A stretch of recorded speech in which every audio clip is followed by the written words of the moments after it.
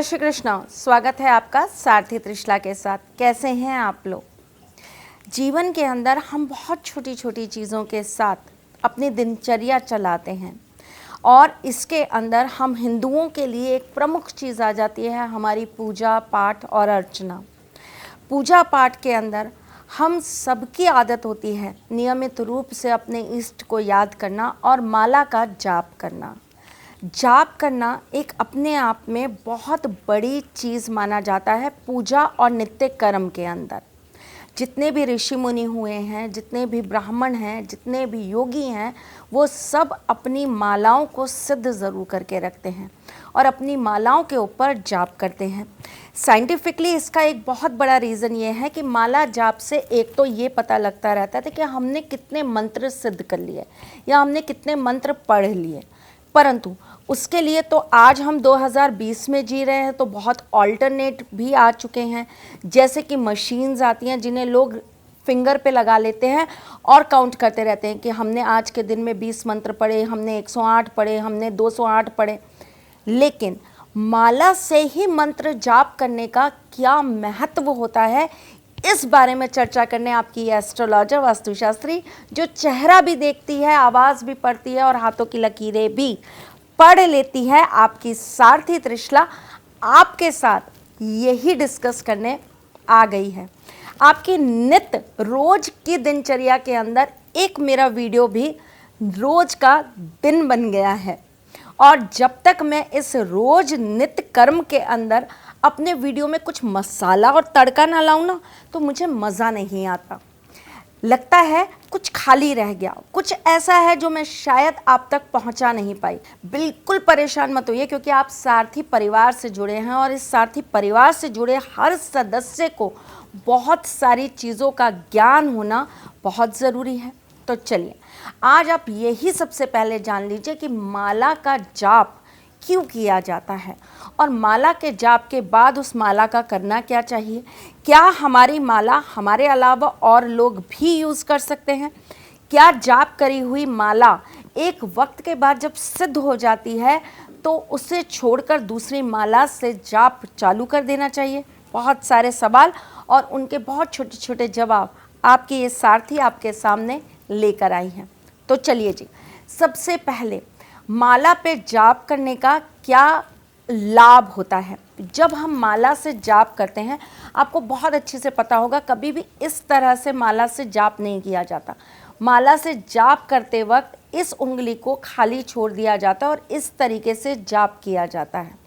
इस तरह से करने से एक तो हमारी जो तंत्र विद्या है, मतलब जो हमारे माइंड के अंदर जो हमारी रक्त वाहिनियाँ जो हमारे शरीर में ब्लड सर्कुलेशन बढ़ाती हैं और जो सीधा हमारे कॉन्शियस और सबकॉन्शियस माइंड के अंदर जाकर चीज़ों को बैठा देती हैं। मंत्र जाप करते वक्त इस क्रिया से जब हम मंत्र जाप करते हैं तो हमारे शरीर की वो रक्त वाहिनियाँ एक्टिव हो जाती हैं जो हमारे कॉन्शियस और सबकॉन्शियस माइंड को एक्टिवेट करती हैं, जिससे हमारे शरीर के अंदर एक ऊर्जा की प्राप्ति होती है, एक ऊर्जा उत्पन्न होती है। उस ऊर्जा की बदौलत हमारे जो आभा मंडल है, हमारे आसपास का जो ऑरा है वो बढ़ जाता है। इससे क्या होता है कि हमारे पास की जितनी नेगेटिव एनर्जी है वो हमसे दूर भाग जाती है।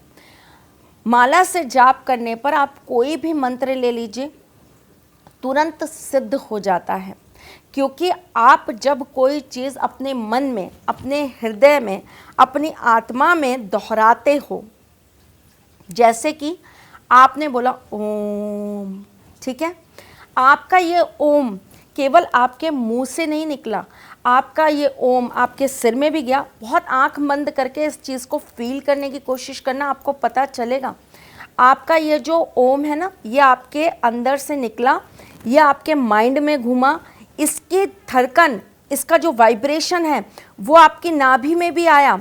इसका कंपन अगर आप लगातार इसको बोलते रहेंगे आपके पैरों में आएगा, आपके हाथों में आएगी। ये वाइब्रेशन आपको अपनी रीढ़ की हड्डी में भी अनुभव हो जाएगी अगर आप रेगुलर वे में ओम का उच्चारण करते हैं तो।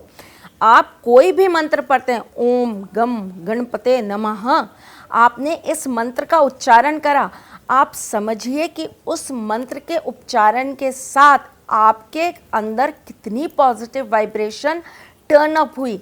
और वो टर्न अप में से कम 100 में से 90% जो आपकी ऊर्जा है वो आपकी उस माला के अंदर संग्रहित हो गई। अगर आप बिना माला के जाप करते हैं तो वो आपका 90% वेस्ट हो जाता है, जबकि आप उसको जब माला के साथ जाप करने लगते हैं तो वही 90% आपका उस माला के अंदर स्टोर हो जाता है, सेव हो जाता है। उसके अंदर आपका 90% ऊर्जा और प्रताप, आपकी पूजा का पुण्य उसके अंदर समाहित हो जाता है, जिसके कारण वो माला सिद्ध मालाओं में गिनी जाती हैं। आपने बहुत बार देखा होगा कि जितने सिद्ध पुरुष होते हैं, ऋषि मुनि होते हैं, जितने योगी होते हैं, जो बहुत बहुत सालों की तपस्या करते हैं, नागा बाबा होते हैं, ये सब जब आप इनके एक अटूट शिष्य बन जाते हो या आप इनके पास रेगुलर आते जाते हो तो ये आपको अपनी मालाएं दे देते हैं कि बेटा ये अपने पूजा घर में रखो, इसी से माला जाप करो, इसको पहन लो, इसको अपने तकिए के नीचे रख कर सो जाओ। क्यों? क्योंकि उनकी शक्तियाँ उस माला के अंदर संग्रहित होती हैं जो वो आपको आशीर्वाद स्वरूप प्रदान करते हैं। चलिए जी, ये एक बहुत बड़ा लॉजिक है माला से जाप करने का। माला जाप करने से एक और फ़ायदा होता है, आप जिस भी मंत्र को पढ़ते हैं, जब आप उस माला से उसको जाप करते करते पढ़ रहे होते हैं तो वो माला सिद्ध हो जाती है। माला जाप के बाद अगर आप उस माला को अपने गले में 10 मिनट 15 मिनट के लिए भी धारण कर लेते हैं तो आपका जो पुण्य है, आपकी जो सिद्धि है, आपका जो मंत्र है जिसे आपने बैठकर सिद्ध किया है, उसका इफ़ेक्ट 4 गुना बढ़ जाता है और आपकी बॉडी के अंदर तुरंत प्रवाह से काम कर जाता है। जिस तरीके से हम कोई भी रत्न पहनते हैं या हम कोई स्टोन या हम कुछ और भी अपने पास रखते हैं, उसमें क्या होता है, उन्हें मंत्रों से सिद्धि किया जाता है ना, बस उसी तरीके से माला के अंदर भी तुरंत वो चीज़ समाहित हो जाती है और जब आपके शरीर से लगती है तो वो चीज़ आपको उससे 1 लाख गुना ज़्यादा फ़ायदा देने लगती है। माला बहुत अलग अलग तरह की होती हैं और बहुत सारे मंत्रों के लिए अलग अलग मालाओं का प्रयोग किया जाता है। जैसे कि शिवजी की माला करने के लिए हमेशा रुद्राक्ष की माला का प्रयोग किया जाता है। रुद्राक्ष एक तो बहुत ज़्यादा शुद्ध होता है, दूसरा रुद्राक्ष के ऊपर करे हुए मंत्रों को सिद्धि बहुत जल्दी प्राप्त हो जाती है। रुद्राक्ष की माला पवित्र मालाओं में से गिनी जाती है, इसलिए रुद्राक्ष की माला के लिए हर मंत्र के लिए रुद्राक्ष की माला को हम यूज़ कर लेते हैं। गुरु की माला यानी कि गुरु के बृहस्पति जी के आशीर्वाद के लिए हमें हल्दी की माला पर जाप करना चाहिए। कृष्ण जी की अगर माला आपको जाप करनी है तो वैजयंती की माला पर हमको जाप करना चाहिए।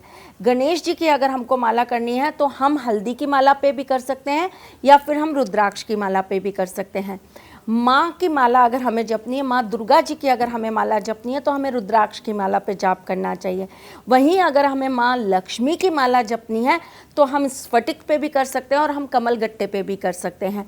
अगर हमें रति या हमें कामदेव की माला जाप करनी है तो हमें स्फटिक की माला पर जाप करना चाहिए।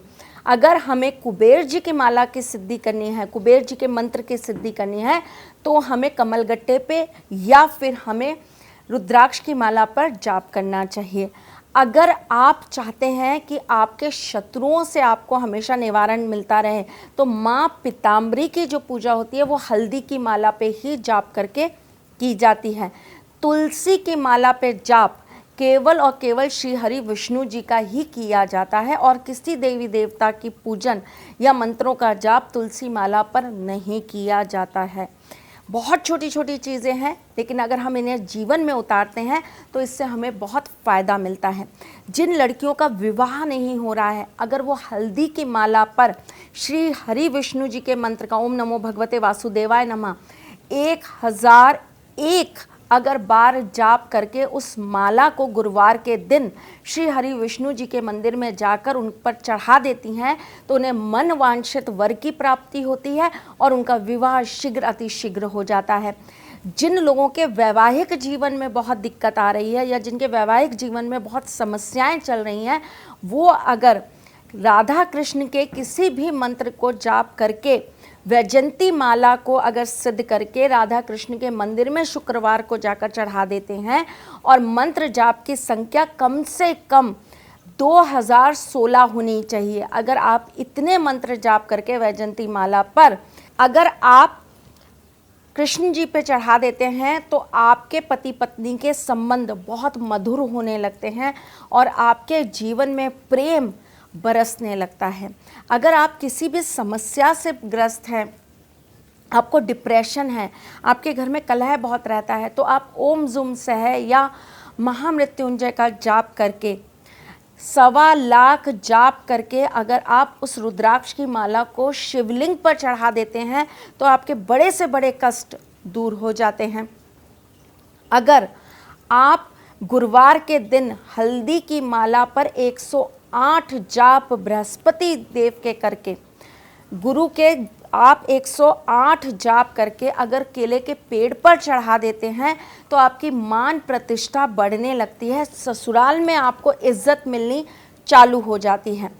जिन लड़कियों के जीवन के अंदर उन्हें बहुत कष्ट मिले हैं, मायके में भी उनको बहुत प्यार नहीं मिला और ससुराल में भी बहुत प्यार नहीं मिल रहा, तो ऐसी लड़कियों को रुद्राक्ष की माला के ऊपर चंद्रमा के जाप करके सोमवार के दिन माँ गौरी को ज़रूर चढ़ा देना चाहिए। ऐसा करने से उनके जीवन की सारी समस्याएं दूर होने लगती हैं।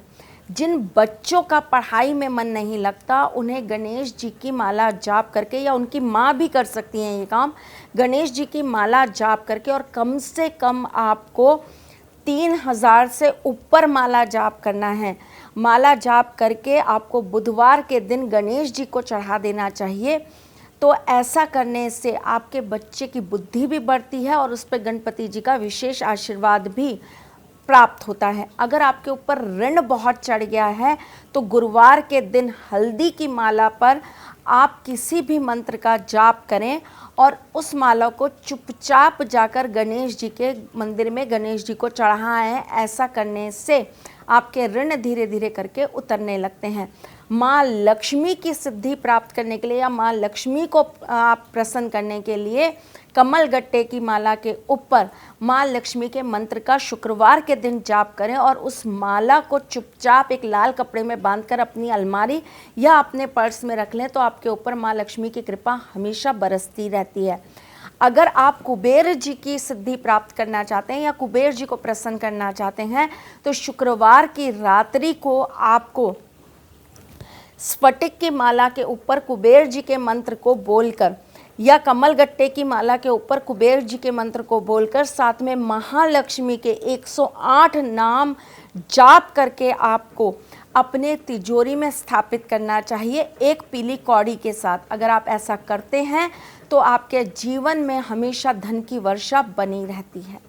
बहुत और सारी मालाओं का जाप और सिद्धियां हैं जो मैं आपको अगले एपिसोड में यानी कि इसके सेकंड पार्ट में बहुत जल्द ही बताऊंगी। आज के लिए बस इतना ही, फिर आऊँगी कुछ नया, कुछ अलग, कुछ अद्भुत लेकर। तब तक के लिए मुस्कुराते रहिएगा, रिश्तों में मजबूती बना के रखिएगा, अपने इस सारथी के साथ यूँ जुड़े रहिएगा, प्यार देते रहिएगा, प्यार लेते रहिएगा।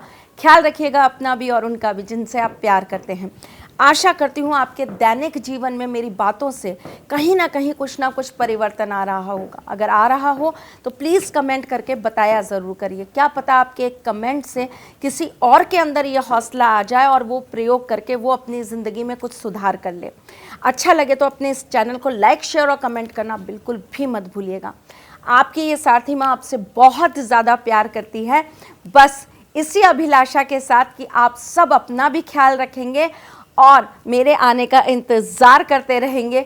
आज के लिए मैं आपसे इजाज़त चाहती हूँ। ठाकुर जी का बहुत सारा आशीर्वाद और मेरा बहुत सारा प्यार आप सभी को। जल्द मिलेंगे, तब तक के लिए जय श्री कृष्ण। सारथी मां त्रिशला ज्योतिष के क्षेत्र में विश्व विख्यात नाम है। ज्योतिष शास्त्र में पीएचडी मां त्रिशला पिछले 22 वर्षों से ज्योतिष की सभी परंपरागत विधाओं के साथ साथ अनेक दुर्लभ गुण विधाओं जैसे परछाई एवं लफ्ज के अध्ययन से अपनी सटीक भविष्यवाणी और पूर्वानुमान के लिए विख्यात हैं। अपने उपायों द्वारा लाखों लोगों का जीवन संवार चुकी मां त्रिशला लगातार 2016 से ज्योतिष विभूषण अवार्ड प्राप्त कर रही हैं। साल 2018 में उन्हें उत्तराखंड के मुख्यमंत्री त्रिवेंद्र सिंह रावत ने ज्योतिष विभूषण अवार्ड से सम्मानित किया था और साल 2016 में उन्हें राजस्थान में बेस्ट एस्ट्रोलॉजर के अवार्ड से नवाजा जा चुका है।